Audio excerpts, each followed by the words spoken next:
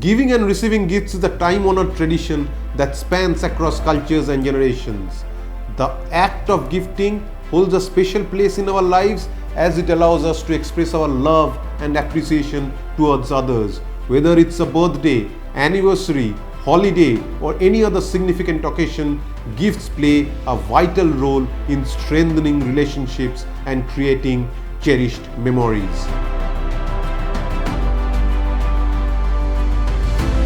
However, from taxation perspective, gifts can have implication that both the giver and the recipient should be aware of.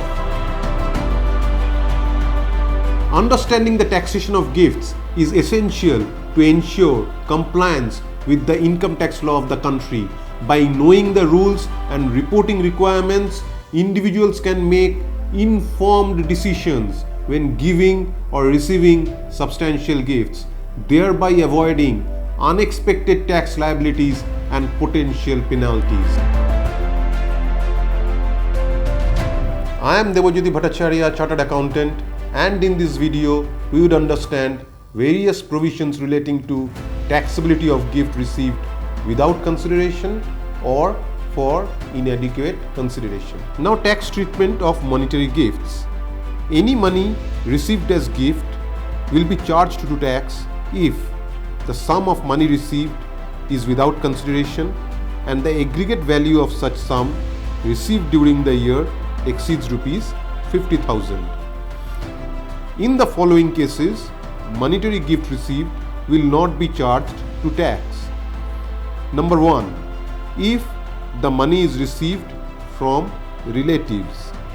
Relative for this purpose would mean spouse of the individual, brother or sister of the individual, brother or sister of the spouse of the individual, brother or sister of either parents of the individual, any lineal ascendant or descendant of the individual, any lineal ascendant or descendant of the spouse of the individual, and spouse of the persons referred to in 2 to 6.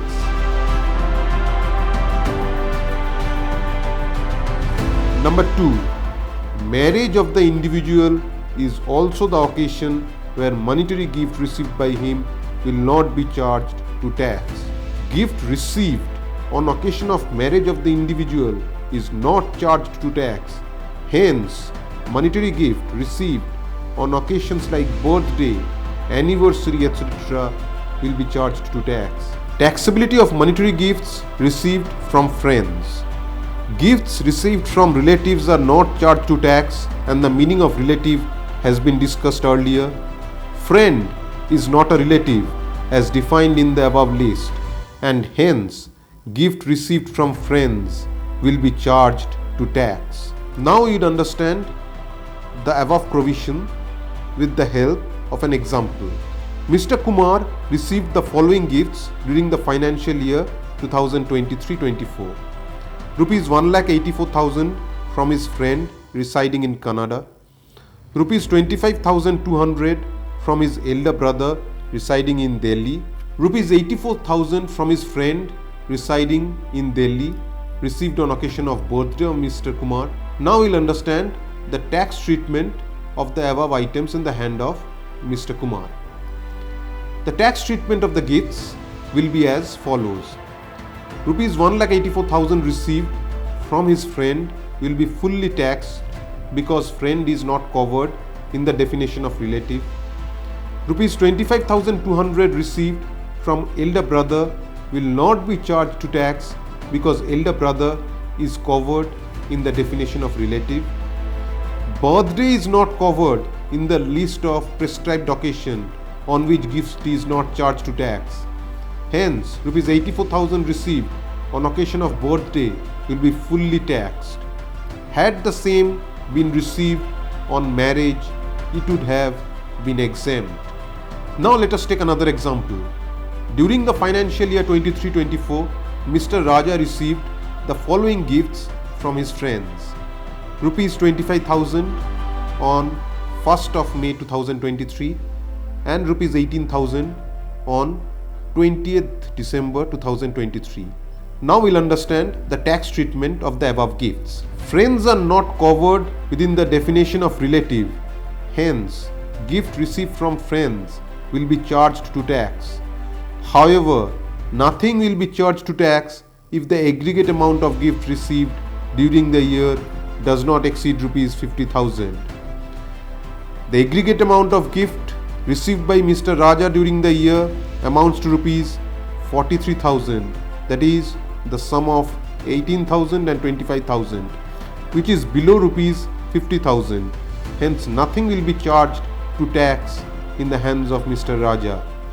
Suppose in the given case, the amount of second gift is rupees 28,000 instead of rupees 18,000. Then the aggregate amount of gift will come to rupees 53,000, that is the sum of 25,000 and rupees 28,000. In that case, the entire amount of rupees 53,000 will be charged in the hands of Mr. Raja. Now we'll understand the tax treatment of immovable property received as a gift. If the following conditions are satisfied, then immovable property received without consideration will be charged to tax. Number 1. Immovable property being land or building or both is received. Number 2. The immovable property is a capital asset. Number 3. The stamp duty value of such immovable property received without consideration exceeds rupees 50,000.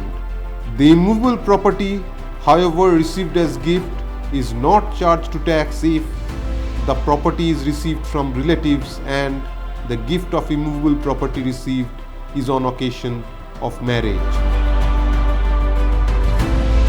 Let us now take an example. An individual received a gift from his friend. The stamp duty value of the flat is rupees 84,000. Basically, he received the gift of a flat from his friend. In this case, whether the total value of gifted property will be charged to tax or only the value in excess of rupees 50,000 will be charged to tax. The answer is the entire stamp duty value of immovable property received will be charged to tax. Once the taxability is attracted, that is the stamp duty value of the property received as a gift exceeds rupees 50,000, then the entire stamp duty value of the property is chargeable to tax. Hence, in this case, entire stamp duty value of the property, that is rupees 84,000, will be charged to tax. Now we'll understand the taxability where immovable property is received for less than stamp duty value. Apart from taxing immovable property received without consideration, the Income Tax Act has also designed provisions for taxing immovable property received for less than its stamp duty value. If the following conditions are satisfied, then immovable property for less than its stamp duty value will be charged to tax. Number 1. The immovable property is a capital asset. Such property is acquired for a consideration, but the consideration is less than the stamp duty value and the difference exceeds higher of rupees 50,000 and 10% of the consideration. In the above case, the excess of stamp duty value over the purchase price of the property will be treated as income of the purchaser. However, when the immovable property received for less than its stamp duty value is received from the relatives of the individual, then the immovable property will not be charged to tax. Now let us understand the above provision with an example. On 1st April 2023, Mr. Raja purchased a building from Mr. Kumar for rupees 25,20,000. The value of the building adopted by the Stamp Valuation Authority for charging stamp duty was rupees 28 lakhs. Now we'll have to advise Mr. Raja regarding the tax treatment in the case.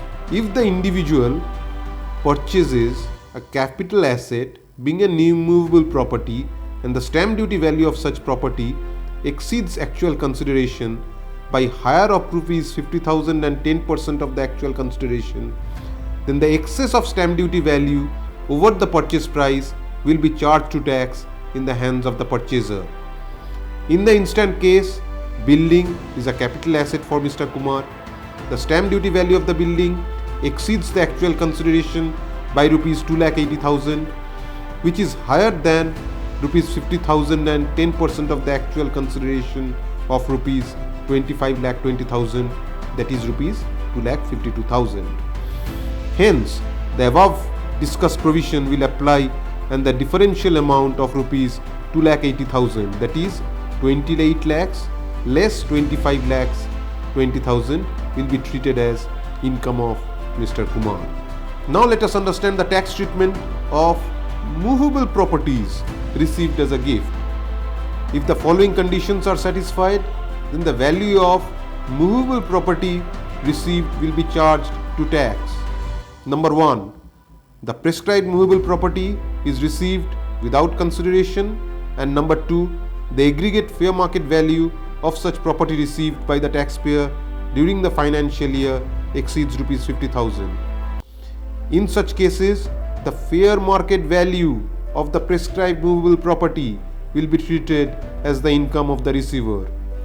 Prescribed movable property means shares, securities, jewelry, archaeological collections, drawings, paintings, or any work of art being capital asset of the taxpayer and includes virtual digital assets. Nothing, however, shall be charged to tax in respect of a television set if received as a gift, because television set is not covered in the definition of prescribed movable property. Moreover, the property received from relatives will not be chargeable to tax. Let us now understand the provision with an example. Say during the financial year 23-24, Mr. Raja received the following gifts from his friends and relatives. Number 1. Shares received from his father. The fair market value of the share as on the date of the gift was rupees 2,84,000. Jewelry received from his friend. The fair market value of the jewelry is rupees 84,000. Jewelry received from his friends and relatives on the occasion of his marriage, the fair market value being rupees 2,52,000. Now we need to advise Mr. Raja regarding the tax treatment of the above gifts. Considering the above provisions, the tax treatment of various items received by Mr. Raja will be as follows. Number 1. Nothing will be charged to tax in respect of shares received from his father, since father comes under the definition of the term relative. Number 2. Friend is not covered in the definition of relative, and hence in respect of jewelry received from his friend, the fair market value, that is rupees 84,000, will be charged to tax in the hands of Mr. Raja. Number 3. Marriage is covered in the list of specified occasions, and hence nothing will be charged to tax in respect of jewelry received from his friends and relatives on occasion of his marriage. Now we will also understand the taxability when movable property is received at a price for less than its fair market value. The taxability will be applicable if the aggregate fair market value of the properties acquired by the taxpayer during the year exceeds the consideration paid for these properties by rupees 50,000. Let us again take an example. During the financial year 23-24, Mr. Raja purchased the following capital assets. Gold jewelry purchased for rupees 1,84,000. The fair market value of gold jewelry is rupees 2,84,000. And number 2, motor car purchased for rupees 1,52,000. The fair market value is rupees 2,52,000. The tax treatment of the various items acquired by Mr. Raja will be as follows. Gold jewelry are covered in the definition of specified movable property.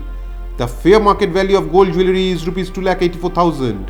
The purchase price of gold jewelry is rupees 1,84,000. It can be observed that the property is acquired for less than its fair market value. The excess of fair market value over the purchase price will amount to rupees 1 lakh for gold jewelry, which is more than rupees 50,000. Hence, the entire fair market value over the purchase price, that is rupees 1 lakh, will be charged to tax in the hands of Mr. Raja. It will be charged to tax under the head income from other sources. Motor car does not come under the definition of prescribed movable property, Hence nothing will be taxed in respect of purchase of motor car. My friends, I understand the provisions we discussed now is very complex to some extent. So if you are not confident, I would request you to take professional help to avoid any unnecessary outcome. Now hope you have enjoyed the video and the information shared might help you in your tax planning. Always stay positive and always remember to love yourself and your family. God bless you all.